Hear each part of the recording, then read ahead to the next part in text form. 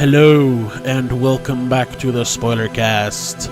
And welcome to this second episode of the Halloween Spooktacular 2024! Woohoo! Or ooh, I don't know. My name is Tobias, and with me as always is my sister and spooky co-host, Rebecca.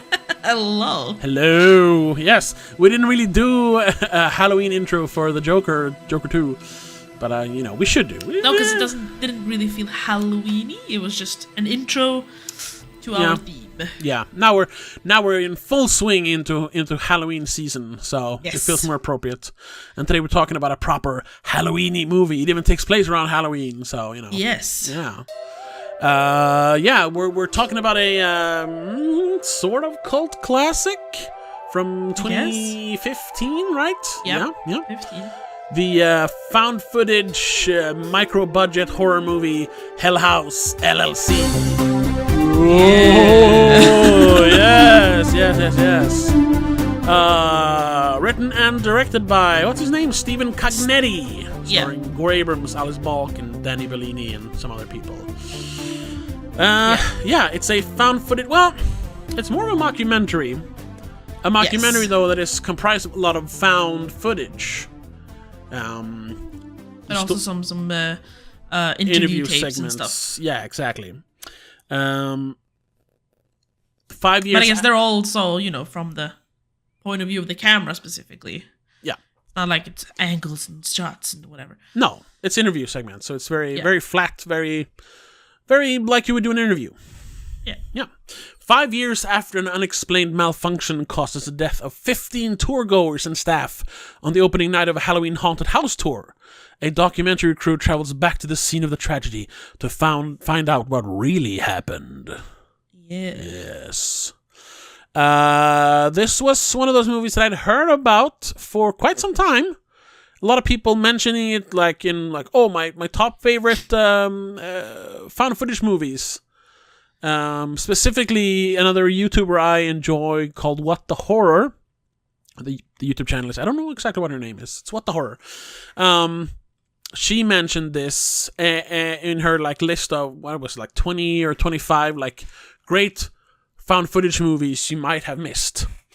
It's even so good that she mentioned the sequels as well, as sort of an honorable mention. So I was like, okay, at this point I've heard about it enough. I've seen pictures. I think I have to see it. And since we're doing clowns, and a lot of the imagery is about clowns, even though it's not a clown-centric movie, really. No. But a lot of the scares have to do with clowns. And all the scary pictures you see from the movie is of that one clown. That clown, yeah. So I thought, we'll do it. That gave us an excuse to watch it, because we both enjoy found footage movies. Oh yeah. And even horror in general. Yeah, even though 80% of them are trash. Yes, but you gotta sift through the garbage to find the little nuggets. And I would say this is a nugget. I would say. Oh, really? We might disagree then. Okay. Well, let's get into it then. What did you think of Hell House LLC? I thought it was fine. It was a little bit messy, as in I could barely keep track of who's who and what's going on. Sure. Which definitely made it hard to watch, and I couldn't focus on, I couldn't relax enough to actually get scared sometimes, because wait, who got murdered? And stop and rewind and go, who are you? Well, who are you who got killed? I can't say, the characters aren't very memorable, but I mean, it's a horror movie. I don't even remember their names anymore. No, exactly. And I watched it yesterday. But I recognize their faces and the relationships between the characters enough for that was that guy. Oh, okay, and I knew who that was, and I knew who that girl was. I mean, the girl stood out a little bit in the beginning of the movie, at least. Because she was the only girl, and she... Exactly. It's not really a spoiler, but she's the one who survives. Is that her? I was like, is that the same girl? Yeah, that's Diane, who gets interviewed in the beginning. Yeah. Okay, cool, because I didn't realize that. Okay, that's Diane. I thought that was like one of the survivors from the opening night. No, she's the girl. She's the girl of the crew that sets up the Hell House. Which is why her face is not scratched out on the cover of the the DVD, movie, I guess, or whatever, his poster. I don't think this did not have I don't think it had a theatrical release, so it's a DVD cover. Yeah. Yeah. Okay. And I recognized the curly-headed dude who was the guy who was always filming and being a little bit creepy because he was being creepy and he had a lot to do with the mystery, towards closer to the end at least. Yeah. But I don't remember what his name was. Trevor? Carl? I don't know. I don't know. The guy. Curly-headed fuck. You curly-headed fuck! I think it was Paul, but I'm not sure. No, I don't know. It's, I don't even recognize them from their, headshot pictures. No. They look very different. Yeah. I liked the concept, but it was a little bit too messy. All right. I didn't even understand fully what happened. How did 15 people die? Well, we don't really see that because, unlike a lot of found footage movies, this one, it still had that problem. But when it came to the footage we actually saw from the opening night when people died, they didn't film all the time. At some point, they stopped filming because, you wouldn't keep filming when you're trying to escape. No, that's true. So, we don't actually see what happened. But I think you get to see a little bit more later on, obviously. Yeah, we see a bit more, but we never see exactly what happened. And I think that adds to the mystery. A little bit, but it also leaves it a bit too open-ended for me, and I don't like that. Well, I haven't seen all the sequels yet, but we will discuss them on our Patreon-exclusive episode. That's true. There's 3 sequels. 3 sequels, and we will discuss all of them. And another one coming next year, but right. Obviously won't do that next one. year then, I guess. Yeah. So keep a lookout, patreon.com/domagazine, because I've only seen the second one so far, except for the first one. And I started watching the third one, I had to turn it off, because, spoiler for that discussion, it was garbage.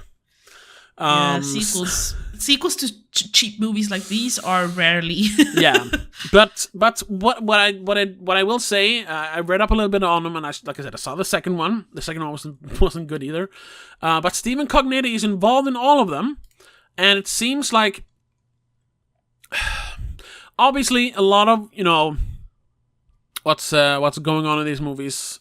It's like the Paranormal Activity movies. They're coming up with backstories and lore as they keep making movies.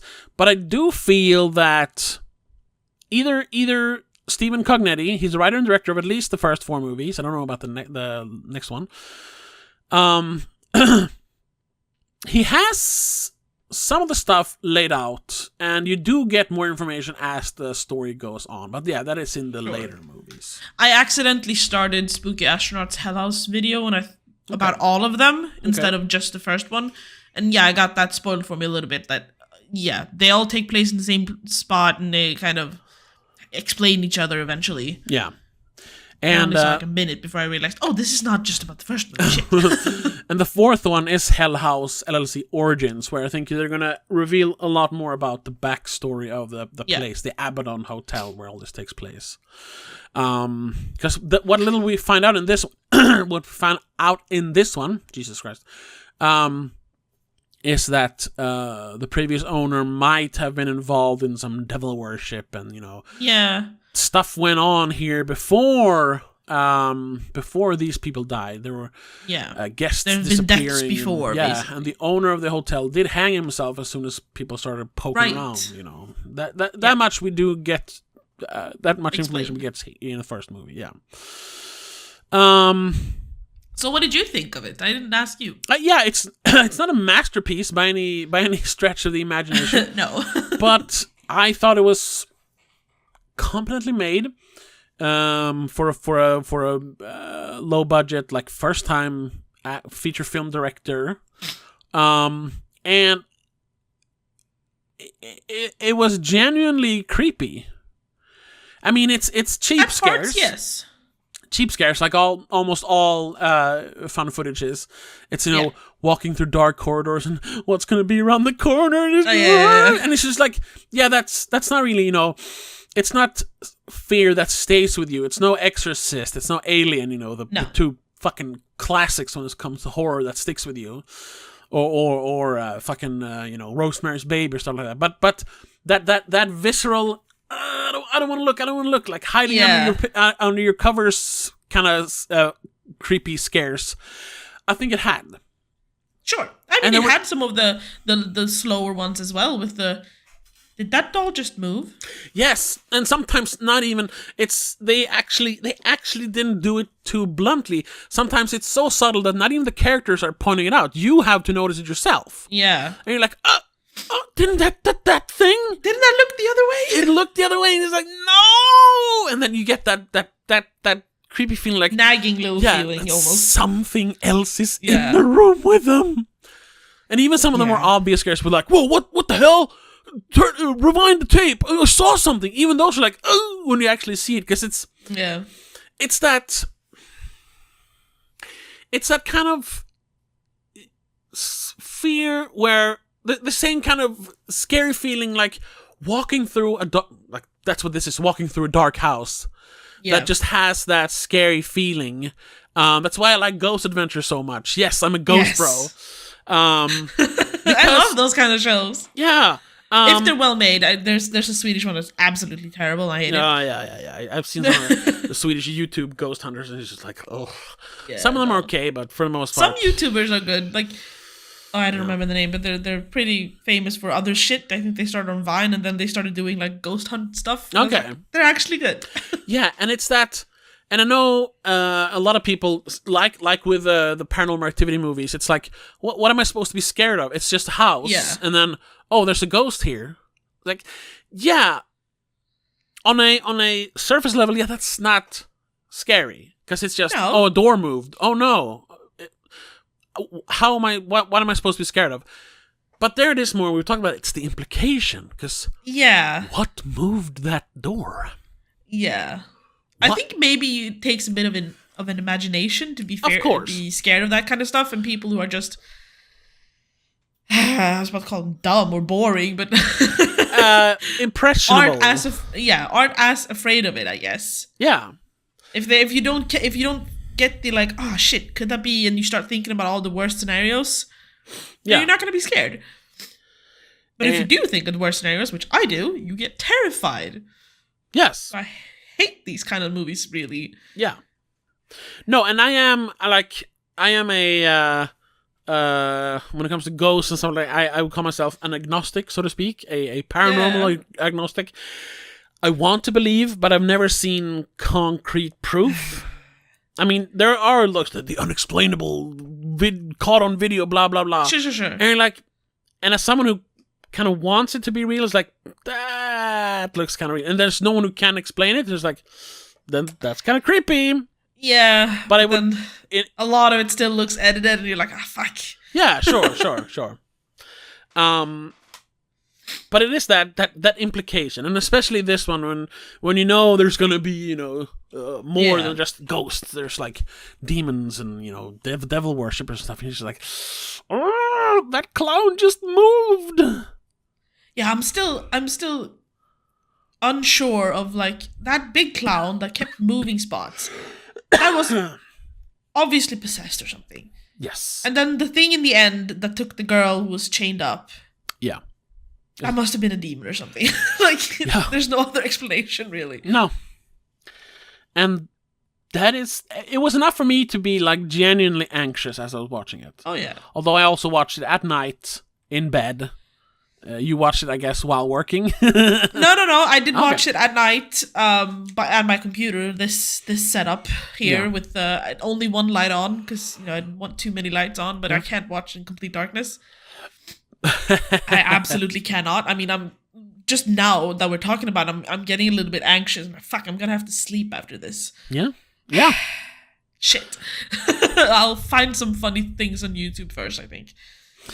Yeah, that's another thing. I always, if like it's starting to get kind of late, and I like, I really need to go to bed, and then I always get recommended on YouTube, specifically this channel called Chilling Scares, which has a lot of like, I've seen that one. Yeah, it's like creepy ring doorbell footage, or people who are stalked, in doing camping video stuff, and it's just like, I always click it, and like halfway through the video, I'm just like, why am I watching this right before trying to go to bed?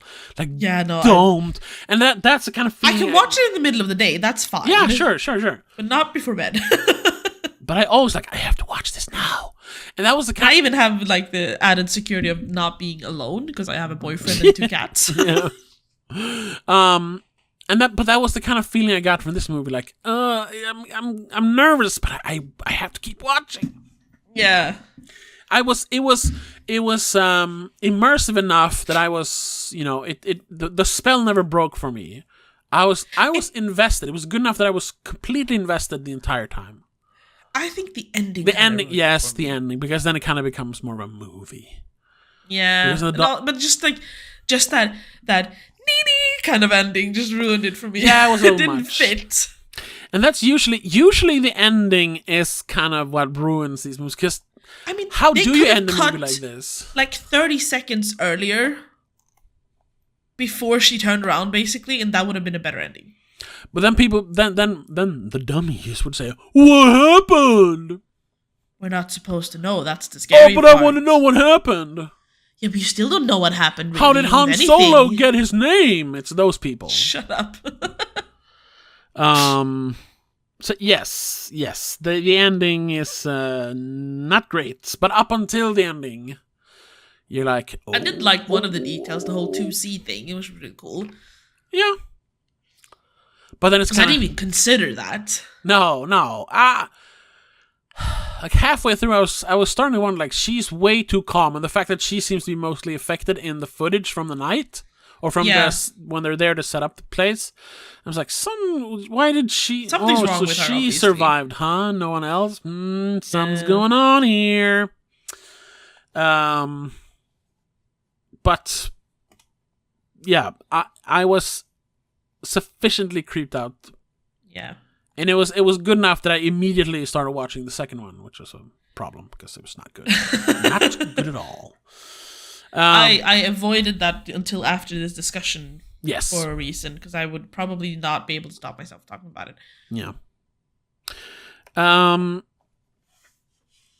don't know. Are there any spoilers, really? I was like, we're going to wrap up already. We've spoiled some of it. Well, already. We've danced around some spoilers. I mean, people die. Obviously. People die, obviously, and in the trailer, there's clowns moving around, so, Yeah. We haven't really spoiled anything. No. The one scary clown that was supposed to... That is, like, scary from the trailer... Spoilers, I guess. Turned out not to be one of the scary clowns. Yeah. I don't know if there's any spoilers, really, because since we don't have, like, a big reveal anywhere in this movie... Can't really spoil it. You can spoil some jump scares, but you're not going to remember that specifically when you watch it. True. But just because we're closing in on 20 minutes here, and then if we're going to continue the discussion, at least for a little while, this is going to be a shorter episode, I think. Yes. I get that feeling. But we'll say spoiler warning for now. Because we might bring up some stuff, especially towards the end, for what happens towards the end of the movie. So if you really don't want anything spoiled, even though there's not much to spoil, turn off here, watch the movie, and then go back and finish this episode. Because of course you got to finish the episode. Click like, subscribe, leave a comment, of course, all that stuff. All that. Check us out on patreon.com/don'tmakazine, of course. Where the talk about the sequels will be. So exactly. But for now, spoilers. You have been warned. Spoilers. Now, when they all die, I don't really. They all die in the end. No, I don't really have any for this one. But yeah, people die. Yeah. So, but there was something. What was it? There was one specific thing I wanted to discuss. Now I forgot it because we had a long spoiler thing. Damn it! Spoiler warning. Fuck. I don't. The one thing I didn't really understand about this is it's supposed to be like from the point of view of the documentary crew. Yes. But most of what we see is what the 5 people who set up the Hell House filmed themselves. That's most of the movie. Yes, that is the documentary. The crew who was making this documentary, that the movie is, it's a documentary about the Hell House incident. they don't really investigate much themselves. What they do is they interview, until the end, I guess. they interview people, and they go through the footage from the crew and the night of the incident. Yeah, that is the bulk of the movie, and that's what it's supposed to be. What I found perplexing, this was the thing, is perplexing. Yeah, nice word. And I don't know if it is a plot hole, because they kind of explain it, but don't really explain it in the next movie. Is that the documentary crew? It's like a news, it's like a somewhat news thing. They're like a freelance journalist website kind of thing, where they do the tough cases. We talk to people, blah blah blah. We don't shy away from the tough stuff. Things people don't want to talk about. Yeah, you go the extra mile. We break into the house, basically. So they make the documentary. They get the footage. They find the footage. I can't speak. They do the interviews, and then in the end, they go into the house to investigate, just to see what's going on, and then of course to find what was her name? Diane. No, Diane was the that was her. And that's when they go to 2C, which is that room that should exist.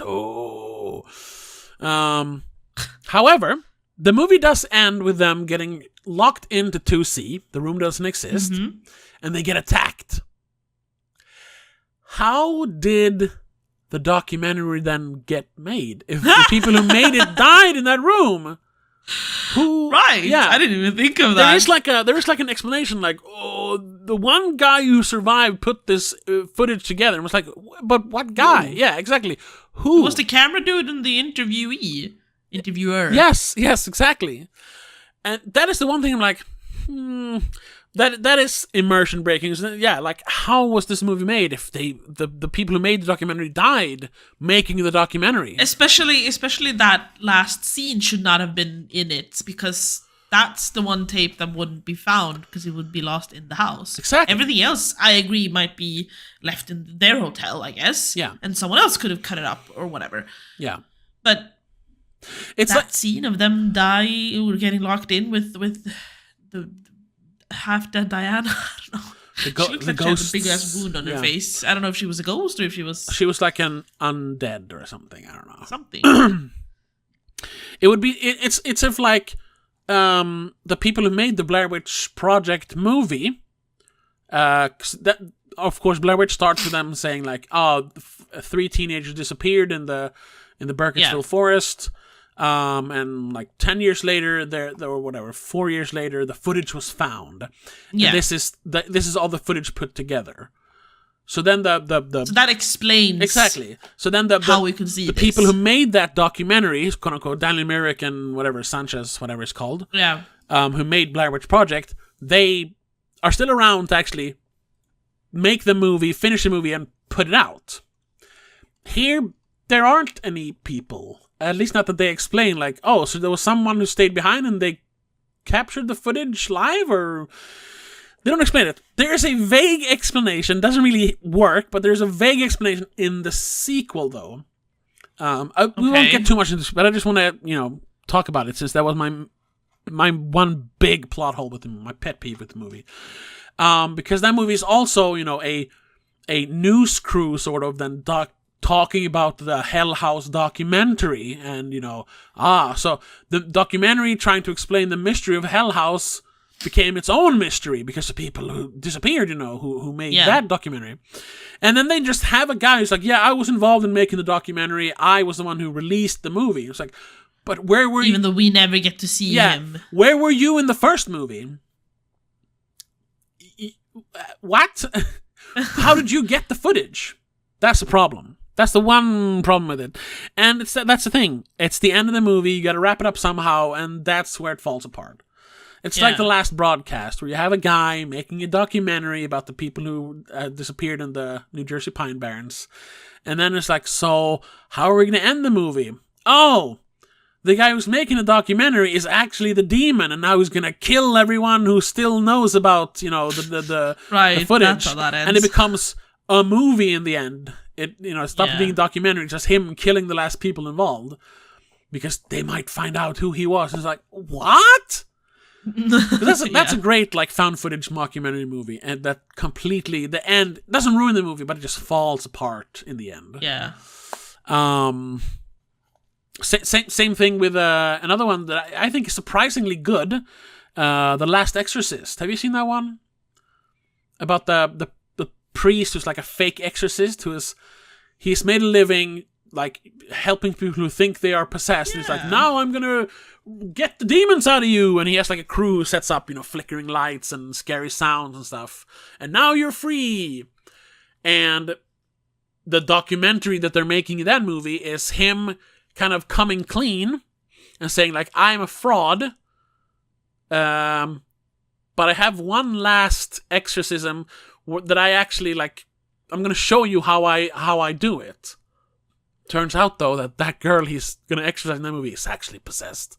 Yeah, and it once again kind of turns into a movie in the end of that one, and the devil shows up and everyone dies, and like, so how did the movie get out? Why am I only finding The Last Exorcist with Danny Trejo? Well, I don't know. From 2020. No. This is like 2012, 15. There's The Last Exorcism. Yes. Oh, okay. Yes, that's what I meant. Exorcism. Yeah, 2010. It's actually pretty good because it's slightly different, and it's like they're showing like how fake everything is, but then it slowly turns into like, oh shit, it's real this time. That's one of those movies that I've wanted to watch but never really ever did, because I was like, it's gonna be either too scary or just boring.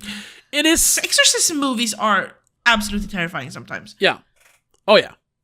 Exorcism of Emily Rose, for example, which is still one of the best horror films I've ever seen. Yeah.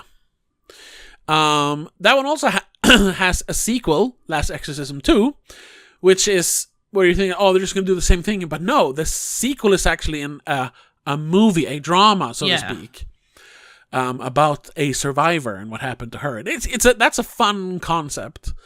If we ever do a Halloween exorcism themed Halloween, we should. Oh, we have a bunch of exorcism movies. Yeah, we should do them.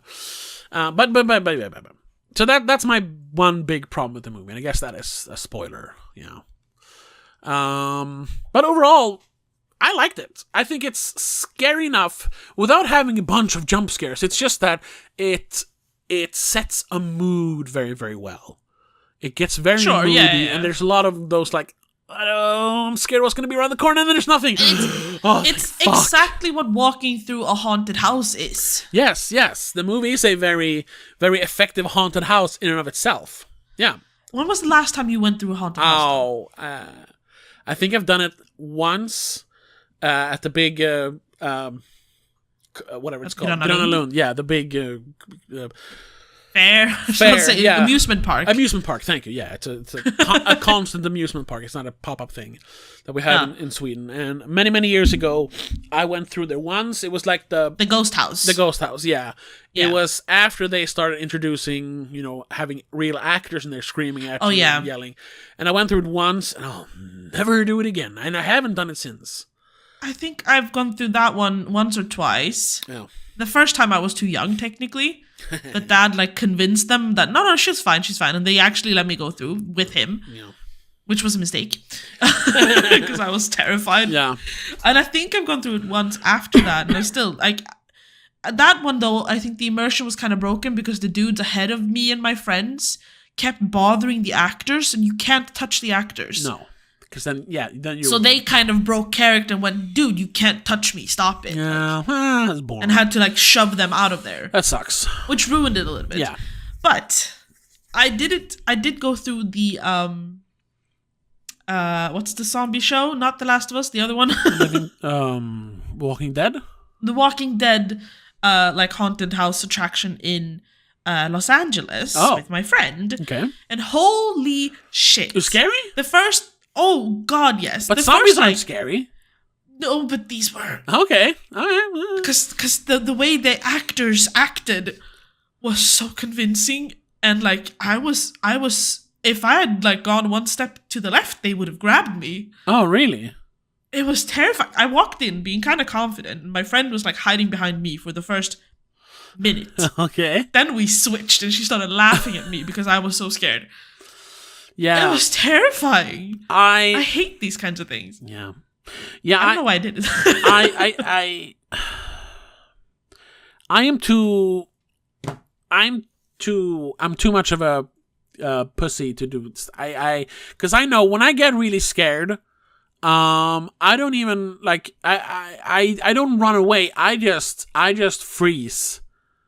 Yeah. Like if a movie is really scary, like the one thing I brought up several times, I think, is when I saw The Woman in Black the first time. I saw it in cinemas, and the last 20 minutes of that movie is just an onslaught of horror to the point where I started crying, covering my eyes, and like not even screaming, I'm whimpering, like please stop, please stop. If you'd watched it at home, you would have paused the movie and walked away. Basically. Yes. I have only finished that movie like twice after that. Once when I listened to the commentary track by the writer and the director, then it's much easier because then it's not as scary. Yeah, there's distraction. Yeah, and then I watched it once with my parents, which is the famous our dad, because he's kind of this was some time ago. If you watch it now, he would pass out. Oh yeah, because he's become more and more scared the older he gets. Yes, but even back then, this is like 2015, I think. It's one of those false scares. I think I mentioned it before as well. It's the when the crow comes out of the chimney. Yeah, and he just goes, "Holy shit!" just screaming. But in Sweden, helvete! I wasn't there. No, it was just me and our parents. Yeah, I was like, we gotta watch this movie. Yeah, I think I saw the sequel with Mom at least. That one's not as, and it wasn't as scary. It's not as scary. It's still pretty scary, but but that's the only times I've finished the movie. Other than that, I usually turn it off because like I can't handle that last 20 minutes. It is. I think I've watched it a couple of times on my own. The part when the lights start going out and you can just see her as light cuts out and then she walks into the light and the light cuts out and then he walks into the kid's room and then she shows up in the door and just goes, yeah, running towards him, and it doesn't end. It's not like it just cuts out. She keeps screaming and he can't back up anymore, and then just I freeze. So if I would go to get back to the haunted house thing, if I would walk through a haunted house, if it's scary enough, I would literally just fall down and go, no, and just sit there. And I couldn't keep walking. I couldn't. No. The funny thing is that I would probably be laughing at you even though I was scared because I would be so distracted at you being scared. Because I realized that if the people I'm with are more scared than me, that helps. Then I'm all of a sudden super brave. Yeah. And I'm good with it. Yeah. No, they would have to turn on the lights, and they actually would be like, "Oh, sorry, dude, we'll escort you out." Because I couldn't. Clerks would have to come and get you. Yeah, I would just collapse and just say, "Please stop, kill me now. I don't want to be here anymore. Please." I've seen people do that, and the ghosts are just like, "Sorry, dude. Sorry, just back up a little bit. You're okay." It's one of those like I'd rather die than be that scared. Like I would say, just kill me. I don't want to be here anymore. Kill me, get me out of here. Which is funny that we love watching horror films. Yeah, because there is that detachment. Sure. And I still have issues with the character, the nun, not the movie specifically. Oh, yeah. She is still haunting me sometimes. Yeah. I don't like her. Yeah. Well, and clowns in general freak me out. So this one scary. is not a good one. I don't like people in masks. Yeah. This is clown masks. It's double. Yeah. And it's those dead eyes because you can't see the eyes inside the mask. Yeah. It's like when we're at Gröna Lund or whenever I've been there and they have the characters walking around in their big ass costumes. No, I'll take a detour. I do not want to go near them. They freak me out. Yeah. And there is that thing. That's why clowns are, because clowns are supposed to be happy, but there's always, but there's this underlying feeling like, why is he laughing all the time? Something's going on? And like, why is it always grown men laughing with children? Yeah. That's just uncomfortable. Yeah. And then of course all the horror stories about like John Wayne Gacy and you're just like, there's something about clowns. It's freaky. Didn't help that we had, which I don't know how long ago that was, the clown mania that happened when people started dressing up as clowns. Yeah. And like scaring people in real life. Yeah, just standing on the road or just parking houses. Parking houses, just waving to them. Then the ones that took it too far and like started chasing people. And hurting people. That was too much. It would be scary if you were there, but watching it wasn't scary. When they started running, it's like, no. If you're just standing there, because like, by then you also knew that this was the craze. Yeah. So people were just doing it to fuck with you. Or those, once again, talking about Ring doorbell videos. People just walk up to the porches, just stand there, for like 10 minutes and do nothing. Or the one that brings me back to one of my favorite horror films. Yeah. The Strangers. Oh, God. Well, yeah. Once again, masks. You can't see their eyes. Like, are we sure there are people in there, or are they demons? Yeah. Like, I can't read your face. I can't read your intentions at all. Yeah. Your emotions or nothing. You're basically not human anymore because I can't see your face. Yeah. Which is probably why they're able to do what they do, because they're hiding behind a mask. Yeah. Yeah, I'm sufficiently terrified for tonight. Good night. And we're recording this fairly late. Yeah, I do have like a now. couple of hours, but I have to sleep, so I think I'll be fine. I'll watch a Disney film or something. No. Now you have to watch the sequels. All three of them tonight. No. I'll like, once again, I'll say this though, like, you won't be scared of the second one. Yeah, there are those like, oh, what's around the corner, but it's so bad that you are constantly brought out of it. Yeah, but I don't want to do it now. That's one thing. If I want to say, like, also what not really brings me out of it, but if I'm gonna critique something in this, the actors are pretty bad. Oh yeah, they're obviously not like professional actors, or at least wasn't back then, and the dialogue is just bad and poorly delivered, and it's even worse in the sequel. Like the woman who's like the leader of the journalist who does the documentary, she's so like fake professional, and and I was like, I'm gonna pull my hair back in a ponytail because I'm a professional woman. I have an oversized suit on me for some reason. Oh, ow. And that comes back. The hair out of the face is a good thing, though. That's one of my like pet peeves when it comes to horror films and girls. Like, running around not with your hair out is just dumb, especially if there's blood and gore and you have to like hurry involved.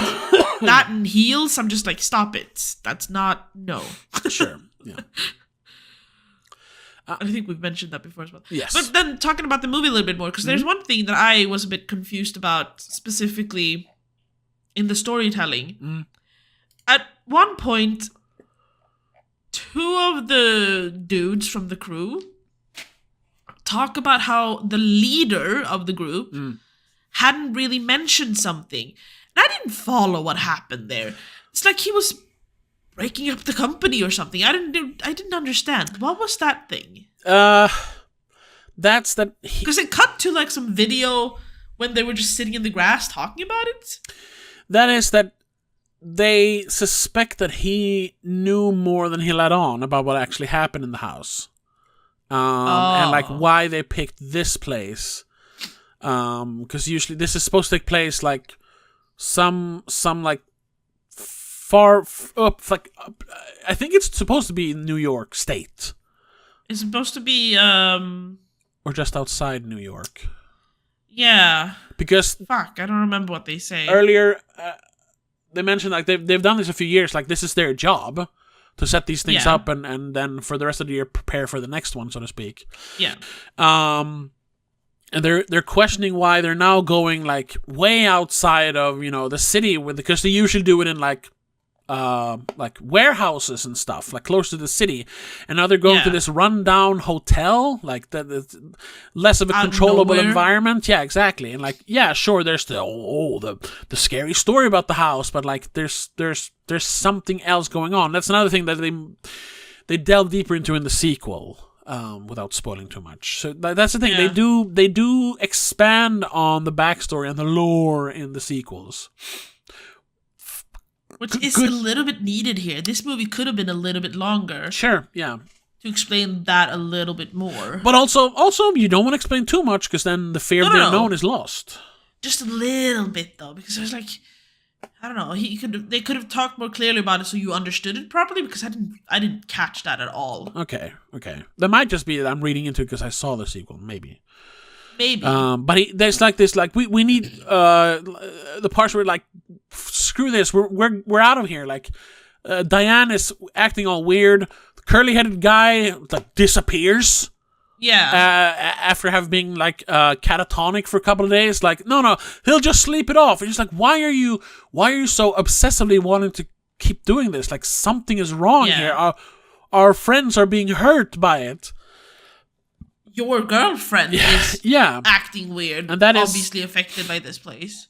That is more explained in the sequel. Okay. Yeah. I was gonna see if I could find where they talk about where it's taking place, but I think it is supposed to be. It says that in one of the cards, I think. Oh. Speaking of scares, yeah, because it's on New York 8, so it is New York State at least. Yeah. Speaking of how scary the movie is, you know it's scary when one of the actors are so freaked out they actually puke for real. Yeah, I saw that. Yeah, trivia. That's the first trivia. I didn't actually know that until now. After one of the scares, Paul's run out of the strobe light room and vomits. That was real and not scripted. The actor threw up for real on camera. So I'm wondering, maybe that he was just feeling ill that day, and or was it actually so scary that he threw up? That's kind of cool. They didn't tell him exactly what would happen, and he actually got scared. Yeah, that's kind of cool. Yeah, it's New York, a small town, Abaddon, New York. Yeah, made up in Rockland County. Yeah.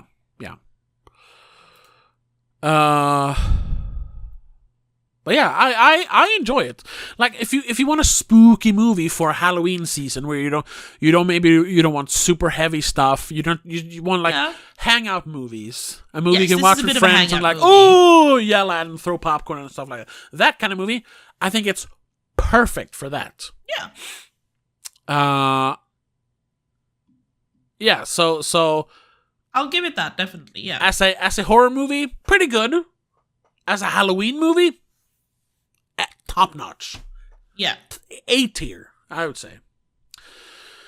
So if you haven't watched Hell House, definitely check out the first one. I'll say maybe skip at least the first sequel. We'll talk more about those. And I actually have to watch number 3 and 4. But some people like them. We'll see. Yeah. We'll see. I'm not sure, but But I think we're gonna cut it short there, actually, for today. Yeah. Because I don't really have much more to say. We mainly talked about other stuff anyway. But yeah, this is. I have not like my Christmas movie list, but I have like an unofficial list of Halloween movies, and I think like for future Halloween seasons, if I'm going to like a party or just hanging out with a friend, because we usually don't have a playlist of movies we watch. This is on the list from now on, definitely. Because I probably it's scary enough that I don't think I would watch it by myself again, but with friends, definitely. I was considering rewatching it today just before this, but then I realized, shit, I wasted too much time scrolling on my phone, so I didn't have time to do it. Yeah, me too. Because I watched this a few weeks ago when we started planning this. I was like, I gotta get ahead of this. So there are details I don't remember that well, but I was like, should I rewatch it? Like, I was thinking like last night, should I rewatch it? And I was like, nope, I'm not gonna do it. It's scary enough that I won't do it. I remember enough was my reasoning. But yeah, that's it. That's Hell House LLC. The name is bad. Oh yeah, what's LLC? LLC stands for Limited Liability Company. Yeah. Which is like it's not. It's is that their brand then? No. That's just what you call like a small company. That's not what's it called in English? Börsnoterat. It's not a aktiebolag. It's not stock. Yeah, stock. Whatever. Yeah, it's not available on the stock market. It's just a small company owned by one person. And yeah, but that's what I'm saying. Is that the characters in the documentary, is that their company name then? No, that's the thing, because Hell House is what they call the haunted house The attraction. attraction. This year, Yeah, but the company's not called the Hell House, from what I remember. They don't mention. Yeah, so I don't know why the movie is called Hell House LLC. I mean, obviously because Hell House is a cool title, but why add LLC? It makes it Because sound... there's a bunch of other movies called Hell House. I guess that's why, yeah. Because when you search for it, you get... If you don't add the LLC, you get a bunch of Oh, movies. okay, so that's why, yeah. Probably. But it's silly. It's like, yes, Yeah, ooh, the they could've scariest just- company of all time. It's a movie about a scary company. Then it should be called Google, but yeah. That's the scariest company in the world. You have Hell House from 2001 by George Ratliff. Okay. Hell House from 2008 by Jason D. Morris. Oh, okay. 2009 by Jason Crow. Jesus. Then we have LLC 2015. And there was one other, So, like- or it was like the final Hell House or something. It was an older movie, I think. Yeah. But those are the first ones that come up when you search for it on Letterboxd. Okay. Well, then it makes So sense. it's the fourth movie. It makes sense. It's unfortunate, Yeah. though, because, yeah, the title is not great. Hell House LLC. It sounds too formal. Yeah. Just Hell House would have been cool, but yeah, they couldn't do that. All right. No. That's it. That's it. Yeah. Thank you so much for listening. Thank you so much for watching, if you're watching it. If you've seen the movie, leave a comment. What did you think about Hell House LLC? Yeah. I know it has a pretty decent score on IMDb. It doesn't have any Metascore, obviously, because it's a small release. But it has a... It has a 6.4. Yeah, which is pretty decent. It has an What did... average of 3.1 on Letterboxd. Yeah, I was going to see. What did I give it? You on gave it a Letter- 3. I gave it a 3, okay. Yeah. What did I write? I'm giving it a 2.5. Okay. See if here. What did I write? I wrote, not too bad, but just like every other found footage movie, except for the exceptions, it kind of falls apart in the third act. Yeah, exactly. Yeah. I gotta see what I wrote about the sequel then. I gave it 1. Whatever. I gave it 1 star. So be prepared, Rebecca. This is what I wrote. Not nearly as good as the original, downright bad, to be honest. The producers recognized they had a minor hit in their hands, so they told the writer/director, make up some more shit! Expand this! We might have the next Paranormal Activity on our hands. Then they gave him half the budget of the last one. Yeah. Terrible acting, bad writing, and less scares than the original. This is an awful sequel and an awful movie. I can't wait to watch part 3!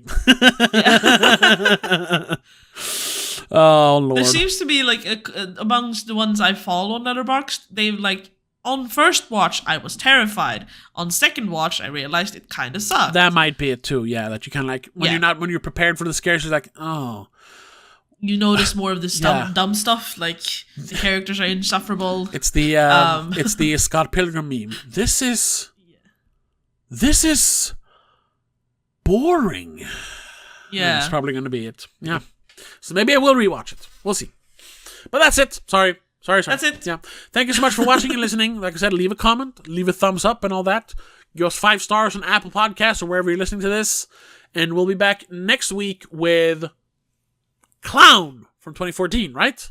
I think so, Yes, yes. yes. Oh, now we've said it. Now it's Clown from 2014. Yeah. No matter what order we put things in. And the week after that, of course, is Killer Clowns from Outer Space. Yes. Yeah. And then we end it with Terrifier 3, which is going to be weird. Because, yeah, it releases... A little bit. It releases on October 30th here in Sweden. Perfect for Halloween. Yes. But it is technically a Christmas movie. Yeah. So I don't know what to do with that one. Because I like to watch Christmas movies Not around really. Christmas. But whatever. Alright. Well, we'll call it what's it called? The overlapping. Yeah, it's like Gremlins. It's a perfect movie to watch in November. Or Nightmare Before Christmas. Yeah, exactly. Yeah.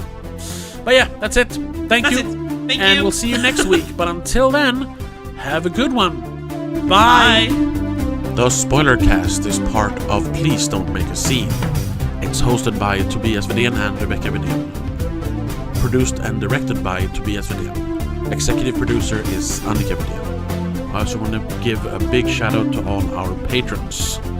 Mom and Mac, Laura Kinney, Donnie Lilgaiso, Christopher Millen, Mom, Dad, CK85, and Jacob.